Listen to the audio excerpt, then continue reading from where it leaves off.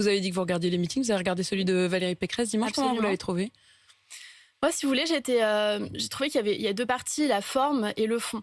Et sur la forme, vous me permettrez pour une fois de prendre un petit peu la défense de Valérie Pécresse. J'ai trouvé que les commentaires étaient très durs. Et je trouve que sur la forme, on en attend toujours beaucoup plus des femmes en politique que des hommes. Et j'ai trouvé que, en général, quand il s'agit de femmes politiques, que ce soit Valérie Pécresse, mais Anne Hidalgo ou d'autres, on concentre les commentaires et les analyses sur des questions de forme, de voix, d'attitude, etc. et beaucoup moins sur le fond. Moi, je suis un petit peu gênée par ça parce que sur le fond, j'ai beaucoup de désaccords avec Valérie Pécresse et j'aimerais qu'on puisse en débattre. Et je trouvais effectivement que certains commentaires étaient un peu sexistes dans la mesure où c'est ce double standard. On en attend toujours plus de la part des femmes. Est-ce que vous iriez jusqu'à dire, comme Valérie Pécresse l'a dit sur BFM TV hier soir, il y a un phénomène médiatique machiste qui se met en place dans cette campagne ? Non, c'est pas ce que je dis. Ce que je dis, c'est que, en fait, c'est ce double standard. C'est-à-dire, il y a une présomption, et beaucoup de sociologues l'ont analysé avec brio, il y a une présomption de compétence pour les hommes et une présomption d'incompétence pour les femmes. Sur un plateau de télévision, quand vous voyez arriver un homme avec un costume et une cravate, et de surcroît, s'il a un certain âge, vous dites, c'est sûrement un expert de quelque chose. Et si vous voyez arriver une femme, et si de surcroît, elle a des bijoux, du maquillage, les cheveux longs, des signes de féminité, le réflexe, c'est de se dire que elle n'a pas sa place ici et qu'elle n'est probablement pas experte. C'est ce qu'on appelle la présomption d'incompétence pour les femmes.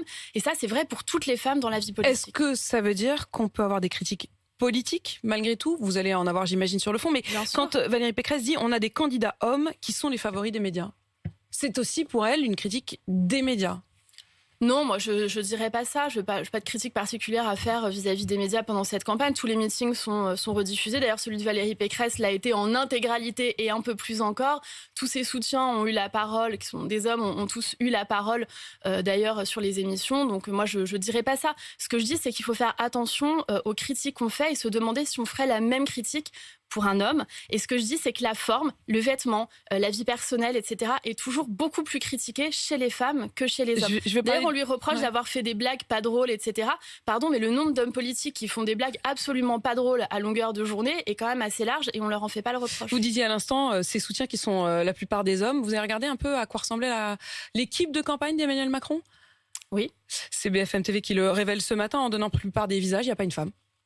Alors moi, je n'ai pas vu ce que disait BFM TV, j'ai vu une infographie du Monde qui m'a pas semblé tout à fait exacte et qui a tendance, vous me pardonnerez de le dire, mais à s'attarder sur des personnalités hommes justement. Et ça, on l'a déjà vécu en 2016 et c'est un magazine Vanity Fair qui avait décidé de réunir toutes les femmes qui avaient un rôle de premier plan dans la campagne.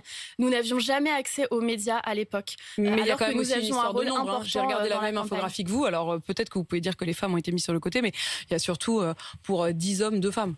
Non, mais il y en a surtout qui n'ont pas été mises. C'est-à-dire qu'un homme qui discute de temps en temps avec le président, il est promulgué conseiller du président, alors qu'une femme qui a un rôle important en coulisses, enfin, vous me passerez le fait que je suis quand même assez présente dans les médias pour défendre le président de la République, que je travaille en tant que ministre et que je fais des notes. Eh bien, est-ce que je serai retenue dans l'infographie ? C'est une question, il n'y a pas que moi. Mais est-ce que vous serez retenue dans l'équipe ? Mais c'est pas...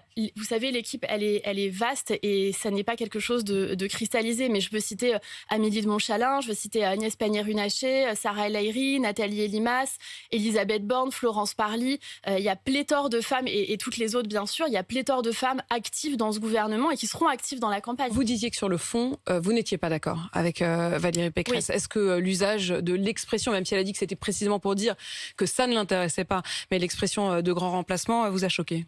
Ça m'a choquée. Ce qui me choque, c'est qu'il y a des moments où on ne savait pas, et je mets la forme de côté, il y a des moments où on ne savait pas vraiment si c'était Valérie Pécresse ou Marine Le Pen qui parlait. Grand remplacement, oui, mais moi, ce qui m'a vraiment choquée, c'est l'expression « français de papier ». Français de papier, vous savez que c'est une expression des années 30, assez maurassienne, et qui vise à dire que les Français qui sont naturalisés ne seraient pas des vrais Français. Ça renvoie à la détestable expression de Français de souche. Moi, quand j'entends Français de papier, alors que j'ai un arrière-grand-père italien qui est arrivé en France pour travailler et qui a eu sa nationalité française par ce biais, j'ai mal au cœur. Vous savez, tout à l'heure, je serai à l'Opéra de Paris parce que je vais présider une cérémonie de naturalisation. J'ai proposé au président de la République qu'on puisse naturaliser les travailleurs Covid étrangers qui ont été médecins, nounous, pharmaciens, agents de sécurité, livreurs et qui, pendant qu'il y avait le confinement et beaucoup de gens chez eux et c'était normal, eh bien, eux, ils tenaient le pays à bout de bras. Ils ont fait un pas vers la République et donc c'est normal que la République fasse un pas vers eux. Ils sont plus de 17 000 à avoir été naturalisés. Ils sont français, comme vous, comme moi, comme Valérie Pécresse, ni plus ni moins. Ils ne sont pas français de papier, ils sont français, point.